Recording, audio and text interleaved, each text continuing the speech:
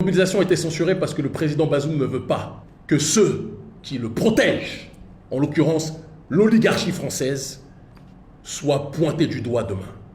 Et donc ils ont fait pression sur les dirigeants de ce palais qui est censé être la maison de la démocratie pour que cette mobilisation n'ait pas lieu. Vous pensez que c'est ça qui va arrêter le combat contre le néocolonialisme? Vous pensez que c'est ça qui va arrêter notre détermination? Vous pensez que c'est les menaces de mort que nous avons reçues d'un nom hystérique émanant de la section jeunesse du parti présidentiel, entre autres, parce qu'on reçoit des menaces de mort tout le temps? Seule la lutte libère, selon le président de l'ONG Urgence panafricaniste, qui estime que les autorités nigériennes doivent prendre conscience de leurs tâches. Président Bazoum, parce que je sais que dès qu'on parle de vous, les gens ont peur, souvent dans ce pays. Moi, je n'ai pas peur de vous.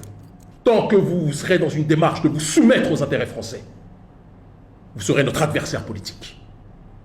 Et ne transformez pas ça en injure, vous serez notre adversaire politique. Le jour où vous prendrez la souveraineté du Niger, le retour de nos ressources minières, le fait que le peuple nigérien qui vit en dessous du seuil de pauvreté puisse vivre de manière décente en profitant de ses propres ressources. Président Bazoum, Kémy Séba que je suis, Oumarou Abderrahman et tous les autres, nous serons avec vous. Ne croyez pas que c'est un problème de personne, c'est un problème d'idéologie.